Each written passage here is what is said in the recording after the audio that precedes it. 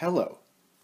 In this video, we are going to discuss two important classes of organic compounds, aldehydes and ketones, and particularly their relationship to alcohols, a third class of organic compound. Here is the general structure for an aldehyde. We note that the key functional group is the carbonyl group, this carbon double bonded to oxygen. To make it an aldehyde, on one side of the carbon we have a hydrogen atom. On the other side we have an R group, where R can be hydrogen itself or an alkyl group.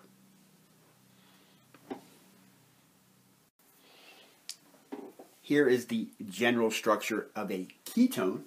Again, we notice that the key functional group is the carbonyl group, carbon double bound to oxygen. But in a ketone, we notice that attached to the carbon, we have two alkyl groups. Now, R and R prime can be either the same or different, but a key feature is that neither one of these can be simply hydrogen. If one or more of R or R prime were hydrogens, then we would have an aldehyde and not a ketone. So the important feature of ketones is not only the carbonyl group, but that we have attached to the carbon, we have alkyl groups that are not simply hydrogen. Carbon and oxygen can be bound to each other three different ways. They can be bound with a single bond, with a double bond, or with a triple bond.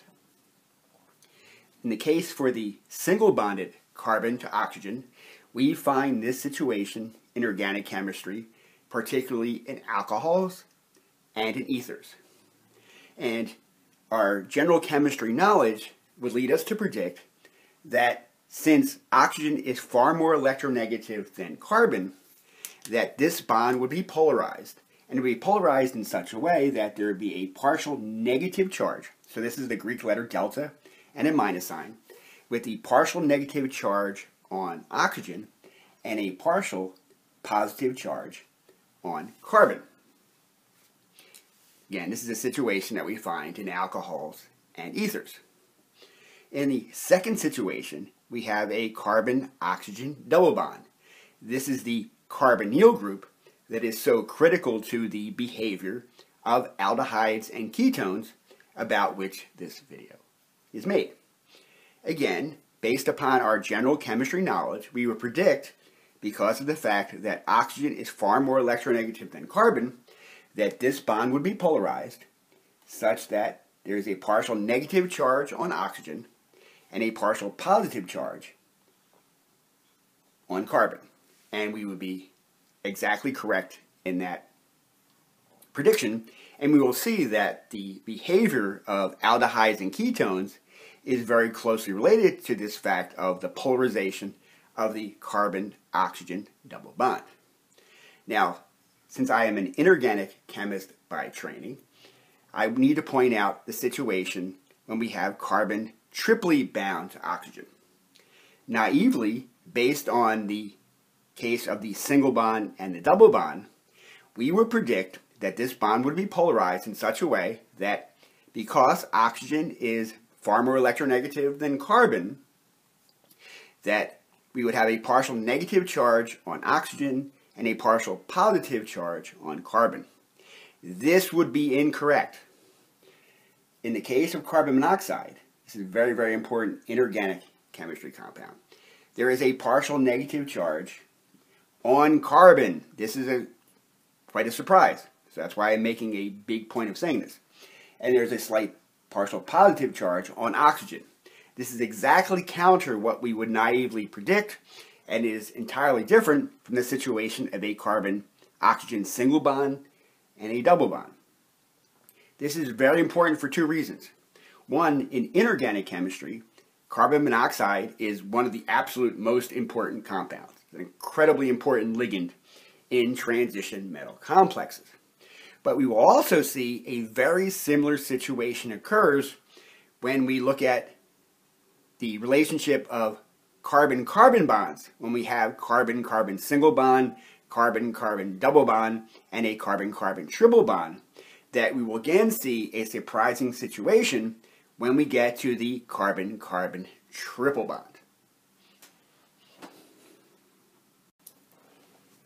Here again we have the general structure of an aldehyde, and we will again mention that because we have a carbon-oxygen double bond, a carbonyl group, the bond is polarized such that the oxygen end of the bond has a partial negative charge and that the carbon end has a partial positive charge. Because carbon has a partial positive charge, it is electron deficient. Therefore, this carbon is a suitable site for attack by nucleophiles. In this video, the important nucleophile is going to be hydride ion. So here we have hydrogen, rather than being neutral as an atom, in which we see hydrogen when it acts as a free radical, and instead of seeing hydrogen as a positive charge, when it acts as a proton in Bronsted acid-base reactions. Here, hydrogen has 2 electrons, so that it has a negative charge, and we call this particular species hydride.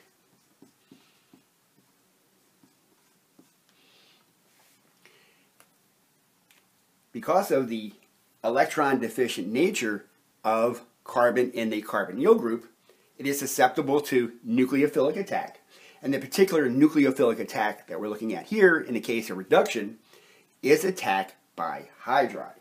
So this is an important reaction of both aldehydes and ketones.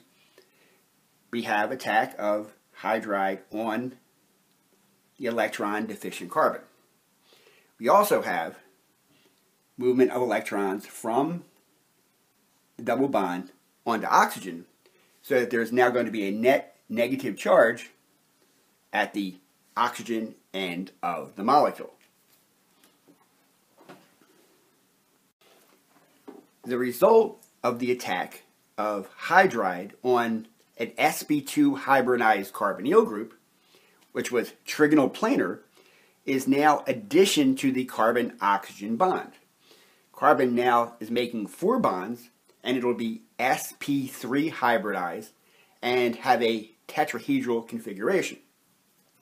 The resulting species here has a negative charge because it started out as a neutral aldehyde, and we added a negative charge from hydride, bringing in both of its electrons.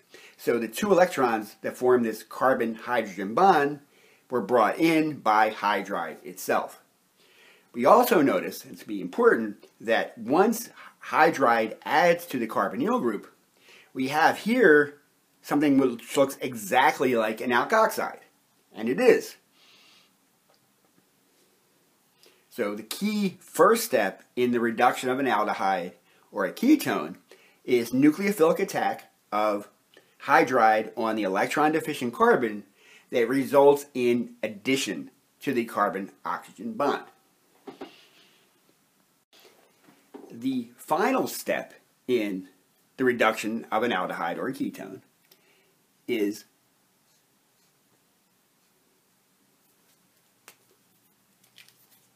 protonation of the alkoxide. So we can draw it this way, that we have electron flow from the alkoxide oxygen onto a proton, and the result of this is going to be formation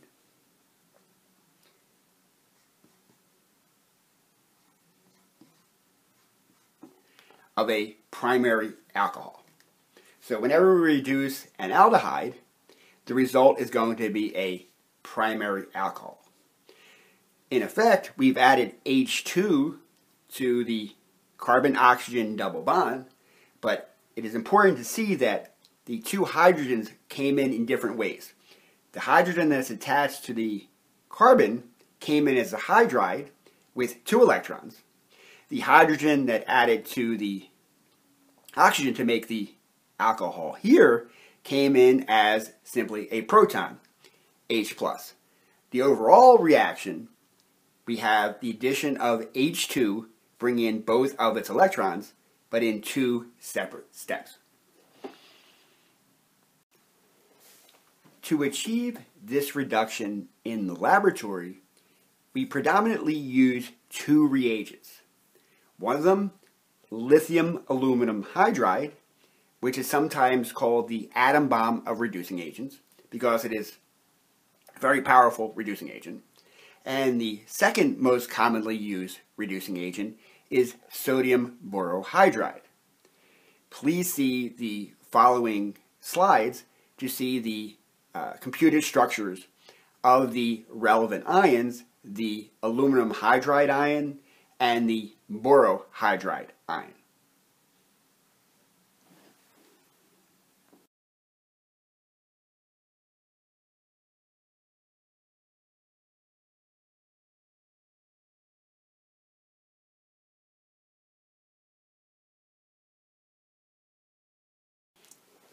Because the two hydrogen atoms that add to either an aldehyde or a ketone come in different steps, we can actually control the addition of hydrogen to the carbonyl group in a very specific way. For example, what we can do is, suppose instead of using ordinary lithium aluminum hydride or ordinary sodium borohydride, we use the deuterated versions. So therefore, we're using, instead of ordinary hydrogen 1, we're using hydrogen 2, for which we use the symbol D. So that deuterium is simply the hydrogen isotope that has a mass of 2. It has 1 proton and 1 neutron instead of simply 1 proton. So if we employ this reagent, deuterium, as a deuterated version of lithium aluminum hydride, so we might write that as LiAlD4, or the deuterated version of sodium borohydride, so we can have, this would be the deuterated version of lithium aluminum hydride, and then the deuterated version of sodium borohydride, we can write this way, where D refers to the H2 hydrogen isotope. So by employing these versions of the reagent, we can actually add a deuterium atom to an aldehyde or ketone in a very specific place. So we know that the first step in the reduction of an aldehyde or ketone is the addition of hydride to the electron deficient carbon. So that is going to put a deuterium atom directly connected to the carbon atom.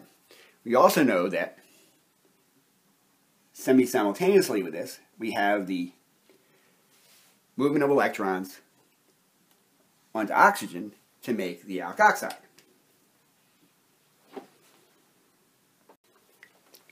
Now, in the laboratory, our second step would be to add ordinary water and ordinary H+ from a mineral acid, good old H+. So I put in a different color just to emphasize the fact that we have a different isotope of hydrogen here, and this isotope is added in the form of ordinary water and mineral acid.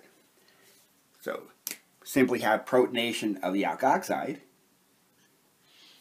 with the proton, and the result of this is now we have our R group, we have an ordinary hydrogen, we also have a deuterium that's directly connected to carbon. We put it exactly where we want it.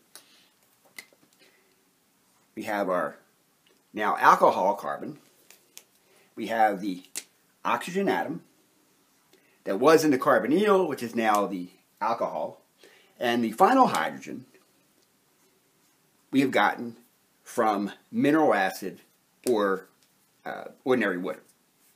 So this shows that by knowing the steps of reduction of an aldehyde or ketone, it gives us tremendous control if we want to introduce an isotope into a specific portion of the molecule of the resulting alcohol that we're going to make. Here we have the biologically important aldehyde acetaldehyde, which is one of the metabolism products of ethanol. Since we have the carbonyl group here that is sp2 hybridized, carbon has a trigonal planar configuration, and we can look at this molecule, except for these 3 hydrogens here, as being completely planar. When we have reduction, we add hydride to this electron deficient carbon. Since it's sp2 hybridized, one of the p orbitals, the pz orbital, is normal to the plane of the board. It's perpendicular, so it'd be sticking up like this. So hydride can either add from the top of the carbon or it can attach from the bottom. And if we do this ordinary in the laboratory in solution, there's a 50-50 chance, it's completely random, to which side of the carbon the hydride is going to add. In biological systems, it is not completely arbitrary. The reduction of acetaldehyde and the oxidation of ethanol is controlled by an enzyme called alcohol dehydrogenase. And depending upon exactly which cell and which biological system we're talking about, the enzyme can add to one side or the other preferentially. So at first, it doesn't seem obvious that the 2 sides of this molecule are different, but we can distinguish them. So notice that if we apply the Kahn-Ingold Prelog system here, that the highest priority attached to carbon is oxygen. The second highest is going to be carbon, and the lowest priority is hydrogen.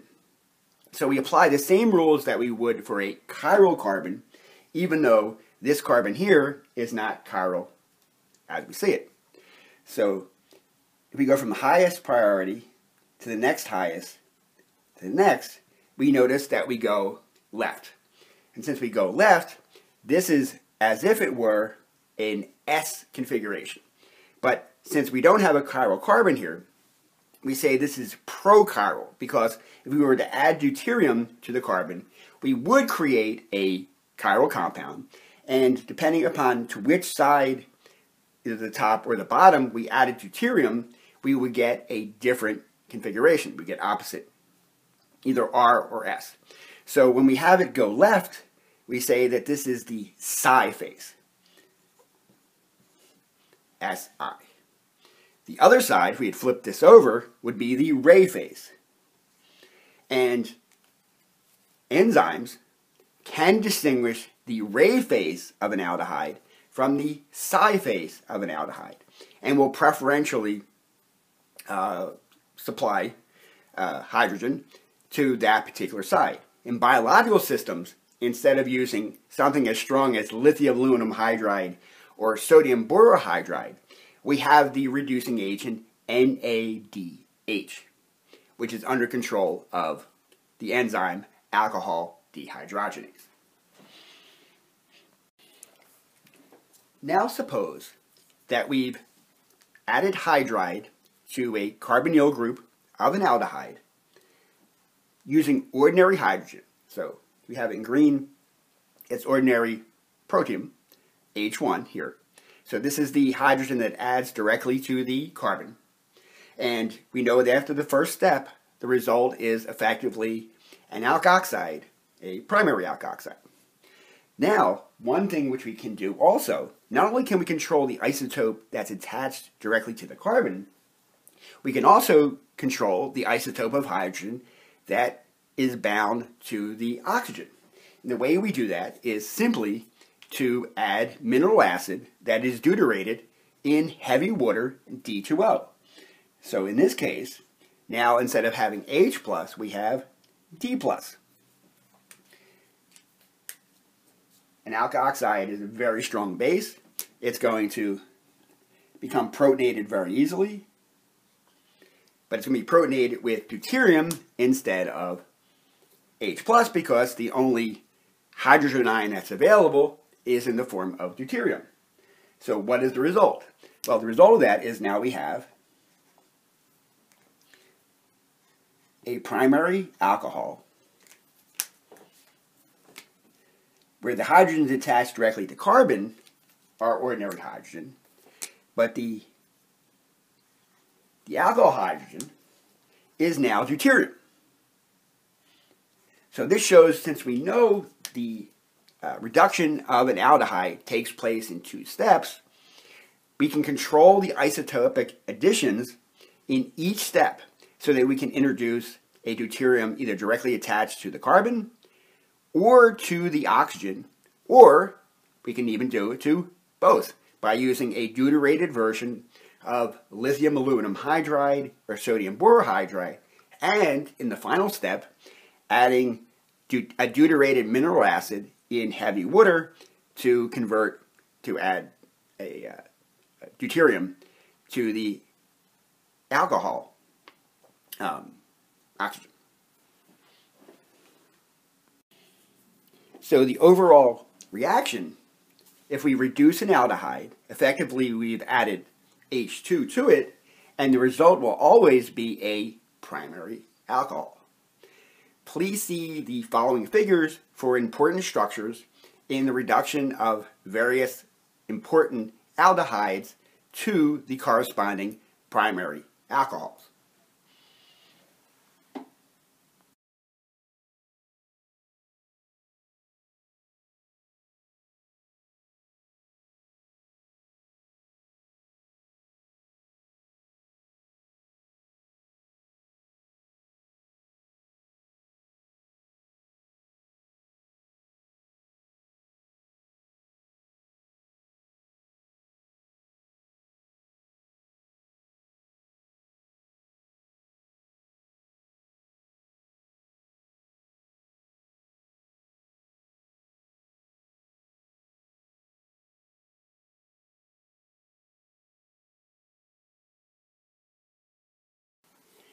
The reduction of ketones proceeds by virtually the exact same mechanism as the reduction of aldehyde. The first step is going to be the addition of hydride, hydrogen with a negative charge and 2 electrons, to add to the electron deficient carbon of the carbonyl group, and then we have flow of electrons from the double bond onto oxygen to form an alkoxide. But in this case, we have a secondary alkoxide instead of a primary alkoxide that we had from the reduction of an aldehyde. Here is the secondary alkoxide that forms after the first step, the addition of hydride to the carbonyl group, and then, as before, we have protonation of the alkoxide oxygen using mineral acid. And the result, as we expect, is a secondary alcohol.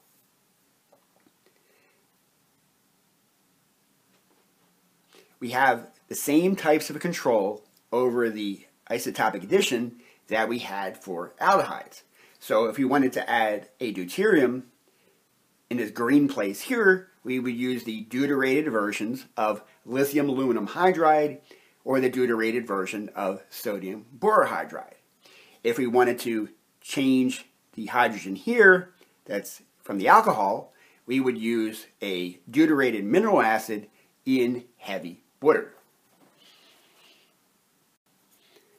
So with the reduction of ketones, the overall reaction is effectively a ketone plus H2 yielding a secondary alcohol.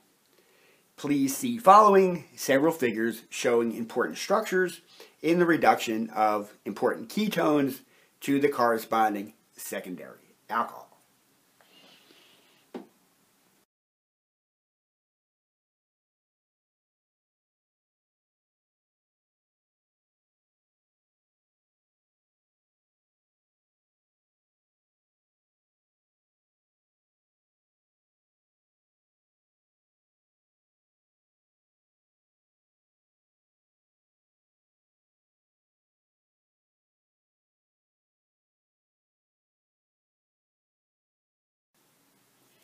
I thank you again for your attention. Have a good one.